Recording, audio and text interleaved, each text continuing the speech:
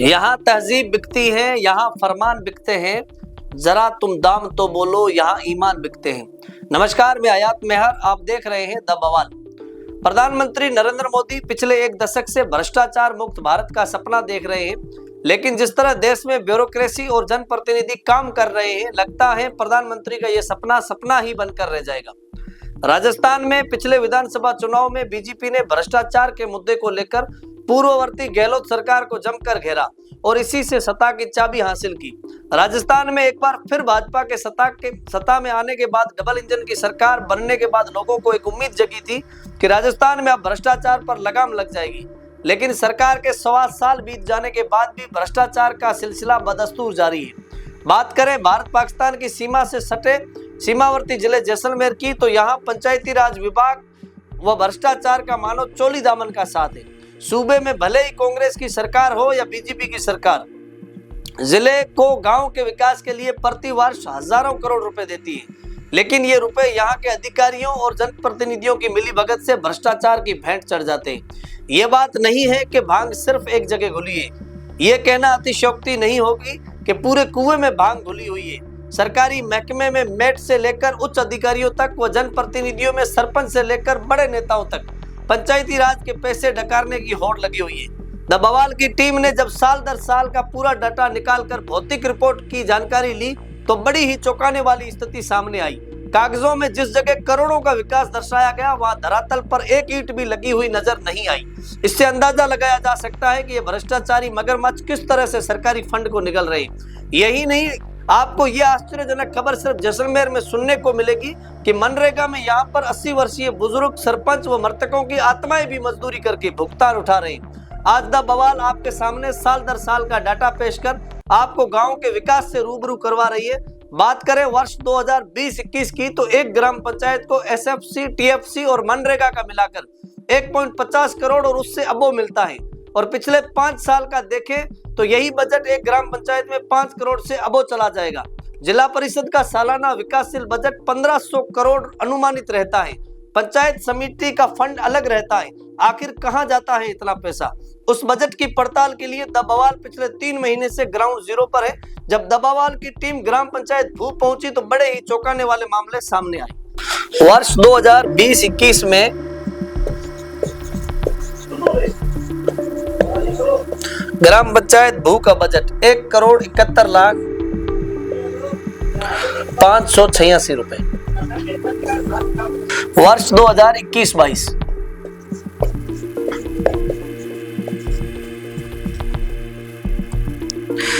1,63,89,784।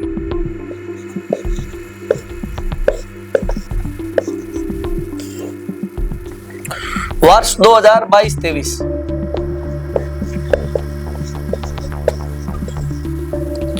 मात्र 18 लाख रुपए।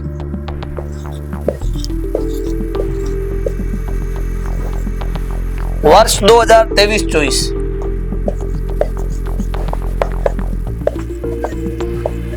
1,26,15,501।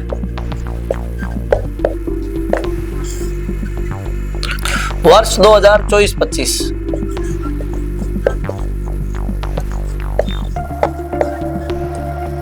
75,86,146।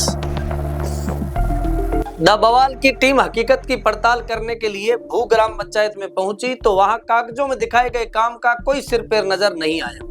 1600 लोगों की इस ग्राम पंचायत को 2020 से 25 तक 5 करोड़ का फंड मिला, लेकिन इसका फायदा लोगों तक नहीं पहुंचा। इसकी जगह सारा काम कागजों में ही दिखाकर जनप्रतिनिधि और ब्यूरोक्रेट फंड का सारा पैसा डकार गए। जब हमने इस मामले को लेकर लोगों से बात की, तो सुनिए उन्होंने क्या कुछ कहा। सर, हमारे ग्राम पंचायत की ये स्थिति है कि सरपंच बार बार धमकियां दे रहा है। जो मैंने ग्राम पंचायत भू के अंदर, ग्राम जोगा के अंदर 9 काम दिए थे जांच करवाने का आदेश, सीओ मैडम ने ये जांच जारी की और मनीष मीणा और प्रेम सिंह और प्रभुराम तीनों को भेजा। उन्होंने पहले ये काम बोला, उनको बोला कि भाई आप फटाफट का सरपंच को बोला पुलिया बना दो, जांच आ रही है, हम 15 दिन नहीं आएंगे।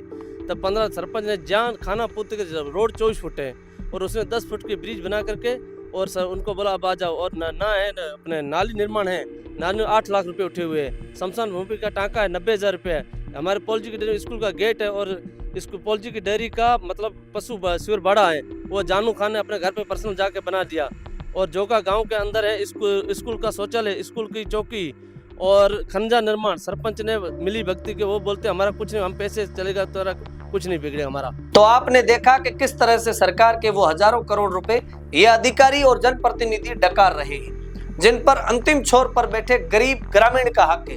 हालांकि पंचायती राज विभाग में दशकों से चले आ रहे इस भ्रष्टाचार पर 6 महीने के लिए तब लगाम लग गई थी जब जनवरी 2022 से जुलाई 2022 तक एक आईएएस अधिकारी टी शुभ मंगला बतौर मुख्य कार्यकारी अधिकारी के रूप में जिला परिषद में तैनात रही।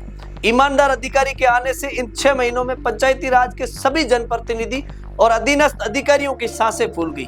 ग्राम पंचायत भू की अगर बात करें तो इस कार्यकाल के दौरान बजट मात्र 18 लाख रुपए था। अधिकारी तो दबी जबान, पर जनप्रतिनिधियों ने उनका खुलकर विरोध करके पूर्ववर्ती गहलोत सरकार पर दबाव बनाकर उनका तबादला करवा दिया था।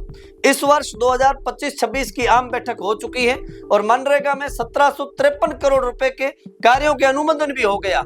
इन पैसों की भी बंदरबांट हो जाती, उससे पहले सरकार ने एक बार फिर एक आईएएस अधिकारी रश्मि रानी का तबादला जैसलमेर करके सभी की धड़कनें बढ़ा दी है। अब सवाल बचता है कि पूर्व में एक आईएएस अधिकारी द्वारा भ्रष्टाचार पर लगाई गई रोकथाम के बाद क्या एक नई आईएएस अधिकारी उसी तरह भ्रष्टाचार पर लगाम लगा पाएगी, या ये सिलसिला इसी तरह से जारी रहेगा।